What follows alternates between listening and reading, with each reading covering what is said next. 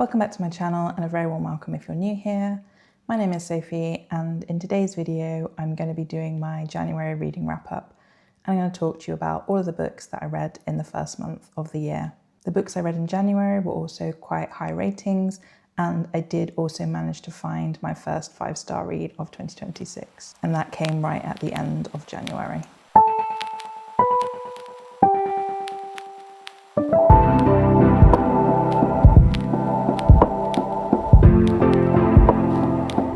To be honest with you, the start of 2026 has been a little tough for me mentally. I have felt a bit overwhelmed and demotivated. I found it very difficult to focus and also it feels like my normal routines are quite far out of reach for me. But reading has really been a support and pulled me through and kept me going throughout January, and it does really show because I read 12 books in January, which is an amazing start to the year, and that worked out at 3,323 pages, which I think is good. I haven't actually got previous month stats in front of me, but it seems like it is quite a lot of pages to read in 1 month. Also, for the first time on this channel, I've actually managed to stick to my monthly TBR, and I even did read outside of it as well.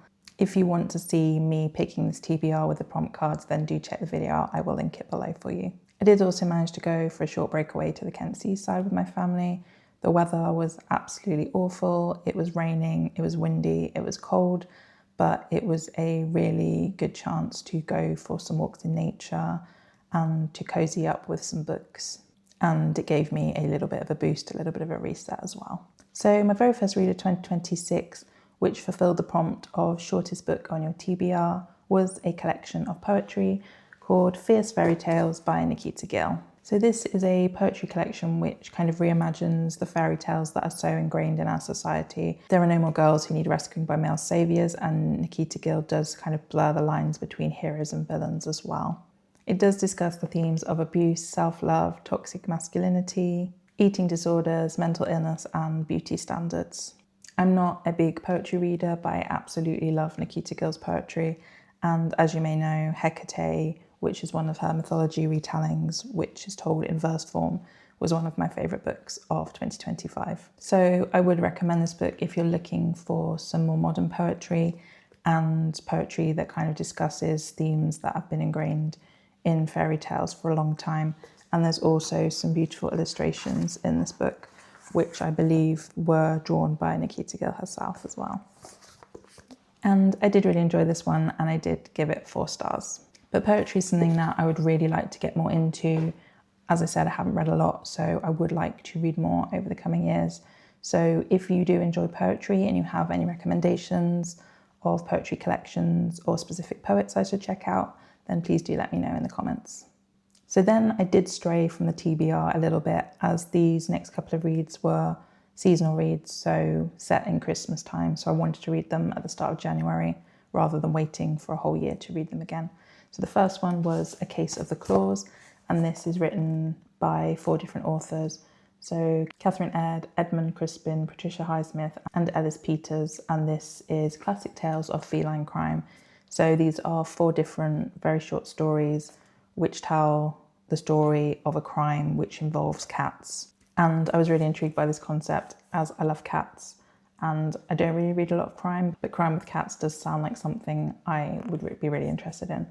And I love the back. It says soft paws come with sharp claws. And yeah, this was pretty good. I gave it 3 stars, although there wasn't really anything that really stood out to me. There was one story that was better than the others. But yeah, if you do like crime and you're looking for a very short collection, this is 70 pages, then yeah, this one is good. Then the second one was Advent by Gunnarsson. Try saying that 10 times. And this was actually translated from the Icelandic, and I believe this was first translated around 90 years ago into English, and this is the first translation since. So Iceland is actually one of my favourite places, so that is what drew me towards picking this book up. And the story is actually very deeply rooted in Icelandic rural life and the landscape. This story follows a shepherd who goes on this annual winter journey into the mountains to rescue any stray sheep that may have strayed from the herd. So this draws heavy on Iceland's harsh climate, isolation and traditions. It's very short and it does work well for a Christmas read. And it is a quiet, heartwarming tale of endurance, duty and compassion. While the atmosphere is strong and the setting quite memorable and it's quite a cosy, heartwarming tale, this novella is really kind of reflective of the time that it was written, and I don't think it's really going to stay with me. So I gave it 3 stars. Then I got back to my planned TBR and I read It Ends With Us by Colleen Hoover, and the prompt for this was a book that's been turned into a TV series or a film. I was a bit wary going into reading this book, largely because of the online controversy that's surrounding the film version of this book. And I did actually consider DNFing this book several chapters in, as I just wasn't gelling with the characters or the narrative. But once the plot did progress and I learned a little bit more about the characters, I then became quite invested in the story. And I did actually also tandem read this book with the audiobook, which did help keep my concentration and keep me going through the story. So It Ends With Us follows the character of Lily Bloom as she's navigating adulthood, love and complicated patterns that she's carrying from the past. As she builds a new life for herself, she is forced to confront difficult truths about relationships, boundaries, and how important it is to break harmful cycles.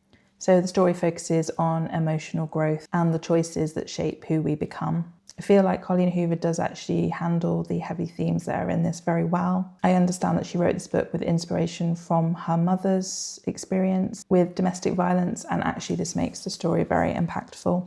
What stood out most for me with this novel is the way it explores difficult relationship dynamics without easy answers, allowing space for growth, reflection and choice. Despite my initial doubts about this book, it actually did turn into a solid 4-star read and did leave me more interested to read more Colleen Hoover. And actually later in the month, I then did decide to read the sequel to this book, and that is It Starts With Us.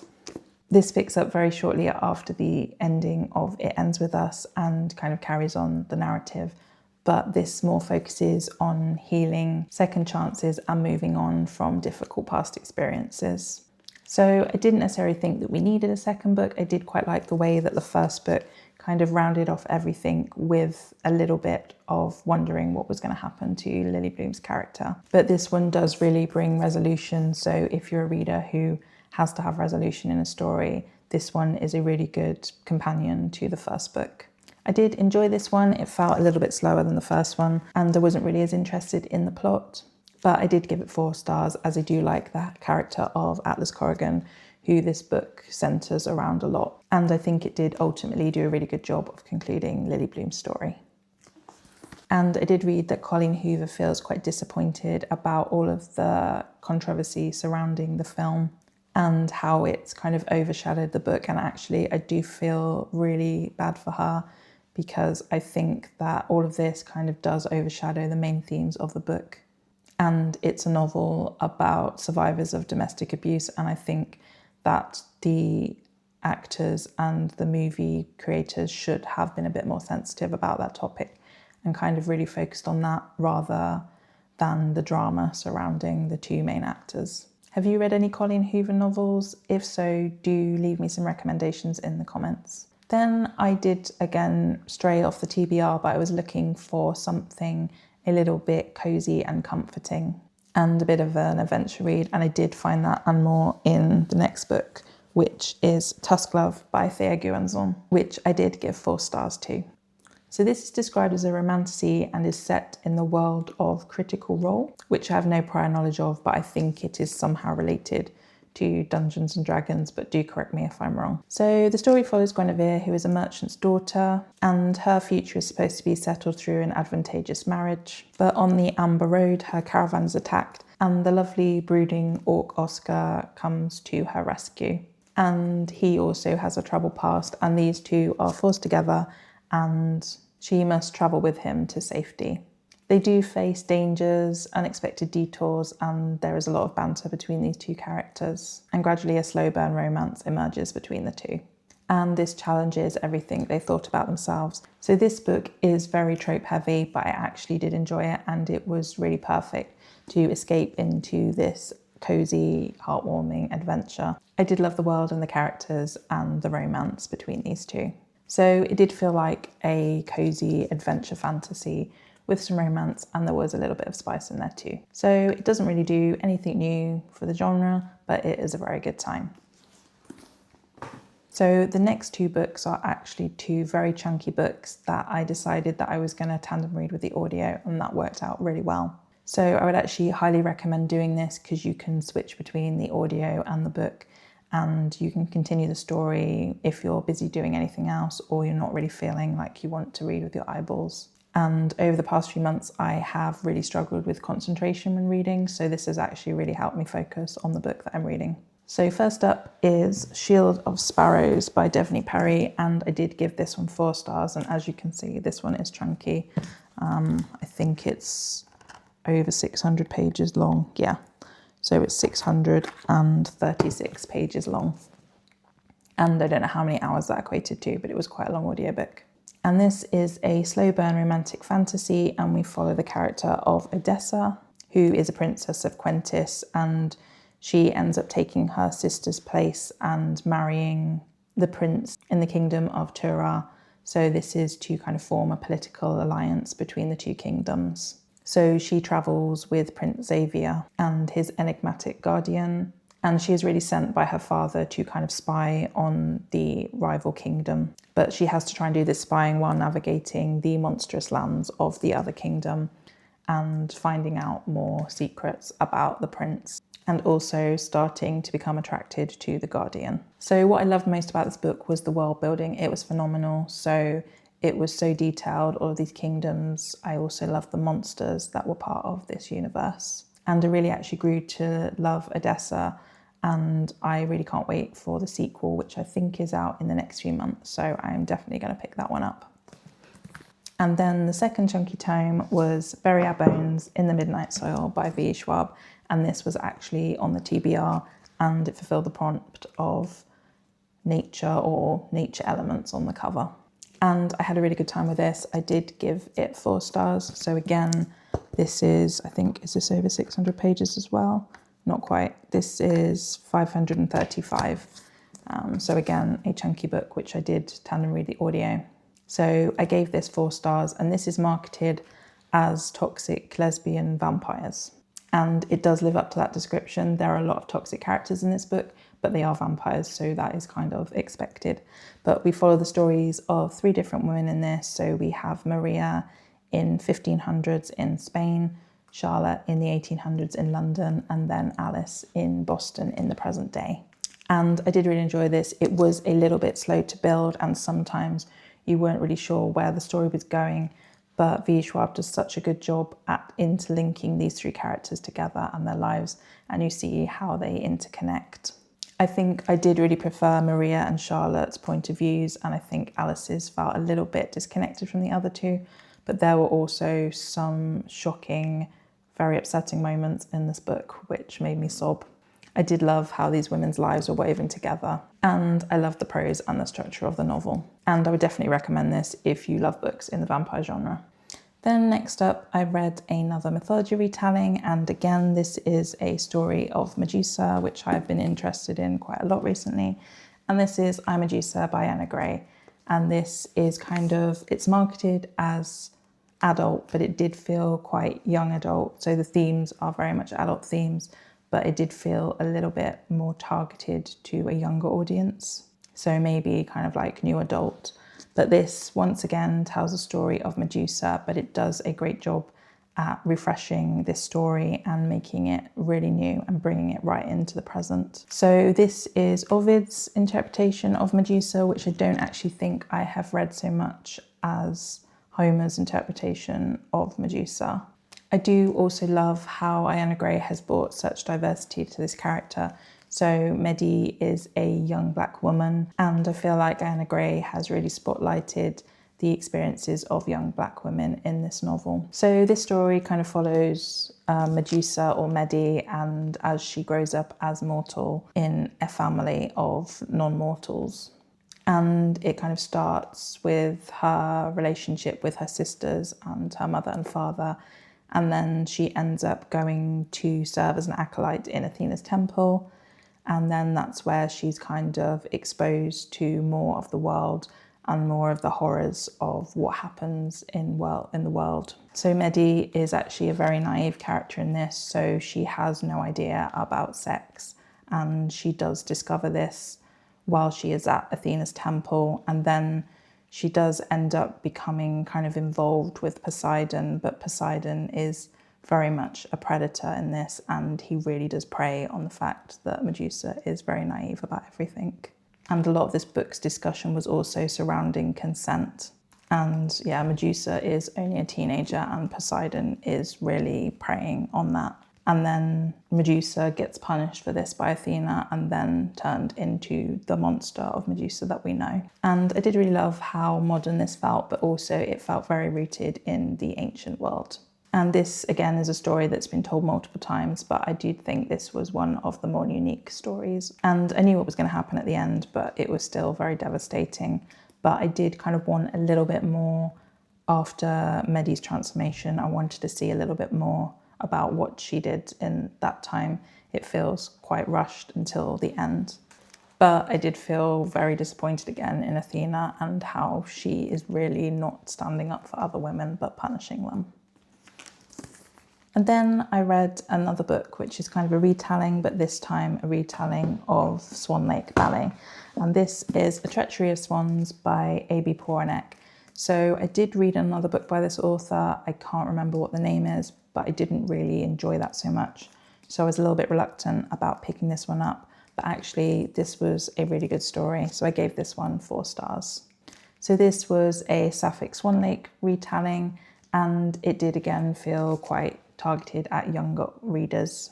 I did like the new take on the story and kind of the things that you discover along the way in this book, and then the relationship between the 2 female main characters. I did just feel like the ending was really rushed, and it feels like it could be part of a series, but I think it's just a standalone. But I think if it's a standalone, it could have done with a lot more fleshing out right at the end. But yeah, a solid read if you're looking for something related to Swan Lake. So now I'm at the last 2 books, which did get me emotionally, but they were both so beautifully written. So up first is Devotion by Hannah Kent. So this is more of a historical fiction novel, and this fulfilled the prompt of a book that's set in a country that's not your own. And this was just so beautifully written.